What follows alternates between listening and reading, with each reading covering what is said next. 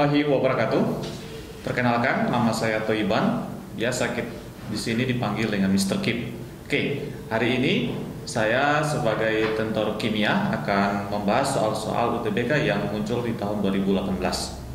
Nah, sekarang coba perhatikan di nomor 1. Nomor 1 itu teman-teman dapat melihat reaksi-reaksi. Pertama di situ PB, ya, PB plus Cu2 plus menghasilkan Cu tambah PB2 plus.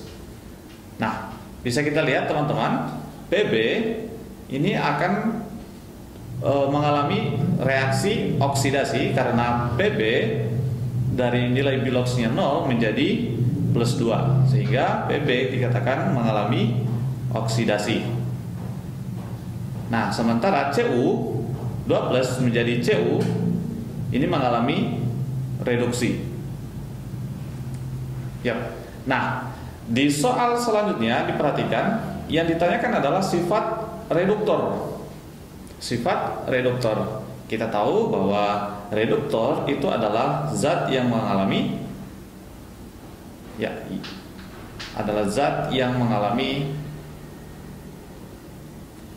oksidasi.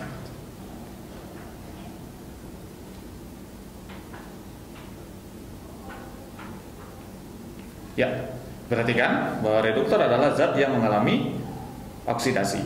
Oke, nah bisa kita lihat ternyata antara PB dan Cu, ya, sifat reduktor yang paling besar antara PB dan Cu ternyata adalah PB karena mengalami oksidasi. Sedangkan Cu itu mengalami reduksi. Lanjut untuk reaksi yang kedua. Kita bandingkan antara Cu dan Ag. Teman-teman bisa lihat di situ ada Cu Ag2 menjadi plus Ag2 plus menjadi Ag ditambah Cu2 plus. Nah, dari reaksi ini yang mengalami oksidasi apa? Yap, benar. Yang mengalami oksidasi adalah Cu. Ya. Yang mengalami oksidasi adalah Cu.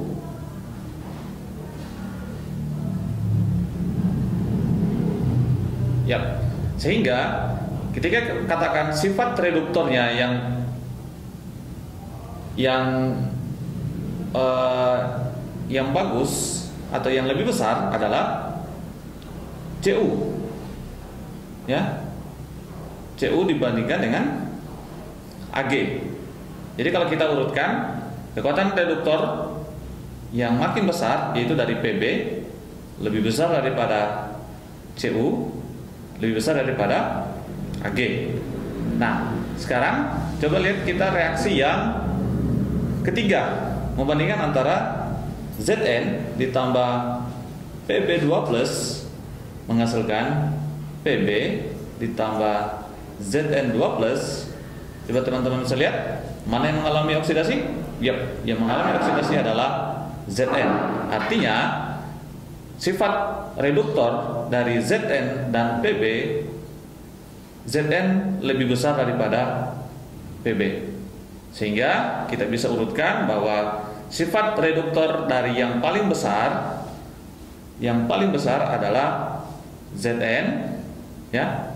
Lalu PB, Cu, dan yang paling kecil adalah Ag.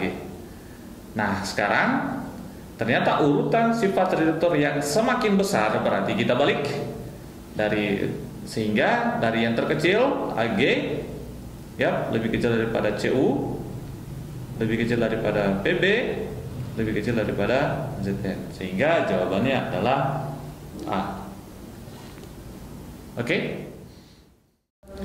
Oke, kita lanjut nomor 2. Perhatikan soalnya. Dari 3 logam A, B, dan C diketahui B dan C dapat membebaskan hidrogen bila direaksikan dengan HCl. Coba kita perhatikan, misalkan kita punya B direaksikan dengan HCl, maka akan menghasilkan BCl2 plus H2. Begitu juga dengan C. C plus HCl itu akan menghasilkan CCl2 plus H2. Nah, itu maksudnya. Artinya apa? B dan C itu mengalami oksidasi.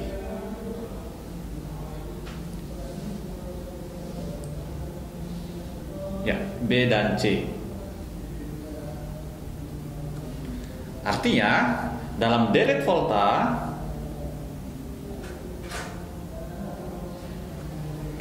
dalam deret volta B dan C itu berada di sebelah kiri, sementara untuk A hanya dapat bereaksi dengan HNO3, artinya A itu berada di sebelah kanan dalam deret volta, ya. A di sebelah kanan. Nah, sekarang coba perhatikan teman-teman. Lanjutannya adalah C dapat membebaskan B dari larutan garamnya. Artinya C dapat mendesak B dari larutan garamnya. Sehingga kita bisa katakan bahwa C lebih bersifat reduktor dibandingkan dengan B. Lalu sehingga kita bisa ketahui bahwa urutan ketiga logam tersebut dalam deret volta adalah C, lalu B, kemudian A. Jawabannya adalah E. Oke, kita lanjut nomor 3. Perhatikan di situ ada beberapa reaksi, ada Mg, Fe, Sn dan Cu. Nah, sekarang di nomor 3, teman-teman perhatikan ada kata kunci yang menunjukkan bagaimana soal nomor 3 ini akan dikerjakan. Coba perhatikan, ada kata kunci reaksi yang dapat berlangsung, gitu. Jadi reaksi yang dapat berlangsung. Jadi kalau reaksi yang dapat berlangsung artinya apa? sel atau potensial sel itu harus bernilai positif. Maka reaksi itu akan dapat berlangsung. Nah, sekarang coba teman-teman perhatikan yang reaksi nomor A. Jadi Sn 2+ ditambah Cu menghasilkan Sn tambah Cu 2+. Nah, mana yang mengalami reduksi, mana yang mengalami oksidasi? Sn itu mengalami reduksi dari 2+ menjadi 0, sementara Cu itu mengalami oksidasi. Nah, untuk mengetahui sel, perhatikan teman-teman, sel itu sama dengan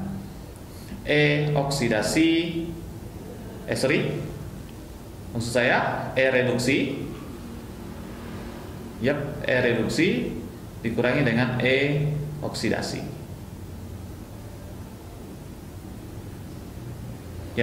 Coba perhatikan.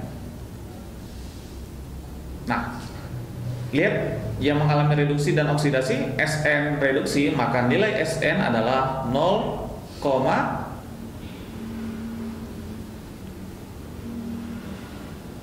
minus 0,14 dikurang dalam kurung untuk Cu itu plus 0,34. Nah, perhatikan kalau dalam operasi matematika ingat plus dan minus ketemu menjadi minus, sehingga hasil dari sel untuk reaksi nomor A itu adalah minus. Sehingga kita tahu bahwa A itu tidak akan berlangsung dalam keadaan standar. Selanjutnya begitu juga B, C dan D serta E. Oke, kita perhatikan B dari reaksi, langsung saja kita ketahui ternyata Mg mengalami reduksi sementara Fe mengalami oksidasi, sehingga selnya itu sama dengan reduksi dari Mg itu minus 2,37 minus Fe minus 0,44. Ingat, minus ketemu minus akan menghasilkan operasi plus. Nah, kita lihat ternyata minusnya lebih besar daripada plus yang mengalami oksidasi, maka reaksi ini bernilai negatif. Potensial selnya bernilai negatif. Lalu yang C, perhatikan yang C. Ya, Fe mengalami reduksi sementara Sn mengalami oksidasi, sehingga S-selnya, ingat S-sel atau potensial sel itu sama dengan E reduksi dikurangi E oksidasi. Artinya untuk yang C, E dari Fe minus 0,44 dikurangi dengan Sn, yaitu minus 0,14. Perhatikan, minus ketemu minus menjadi plus. Nah, sekarang ternyata E reduksinya lebih besar daripada E oksidasi, maka kita dapat katakan bahwa ini akan menghasilkan potensial sel yang bernilai negatif. Begitu juga D. Langsung saja, Cu mengalami oksidasi, sementara Fe mengalami reduksi. Jadi, saya ulangi, Cu mengalami reduksi, Fe mengalami oksidasi, sehingga ECU plus 0,34 dikurangi dengan Fe minus 0,44, ya, 0,44. Ingat, minus ketemu minus jadi plus. Nah, plus lalu ditambah juga dengan plus, maka akan bernilai positif. Dari sini semua, dari reaksi, dari pilihan jawaban A, B, C, D, dan E, yang bernilai positif hanyalah D, sehingga jawabannya adalah D. Oke, selanjutnya kita masuk ke nomor 4. Perhatikan soalnya. Pada elektrolisis, zat berikut yang dapat menghasilkan gas pada anoda dan katoda dengan elektroda platina. Ingat, platina itu merupakan elektroda inert. Ingat, inert, bagaimana reaksi pada katoda dan anoda. Jadi, mungkin teman-teman masih ingat kalau katoda jika ketemu dengan ion, ya, golongan 1, golongan 1A, 2A, dan 3A, maka yang akan mengalami reaksi reduksi itu adalah air.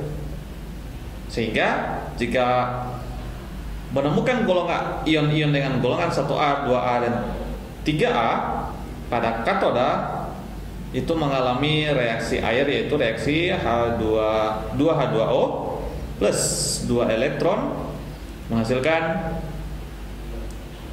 2 OH- plus H2. Nah, ingat, H2 merupakan gas yang akan dihasilkan pada katoda. Nah, untuk anoda, ingat, ketika teman-teman menemukan ion sisa asam oksi, apa saja ion asam oksi itu? Yaitu NO3-, SO4-2-, dan PO4-3-. Ketika teman-teman menemukan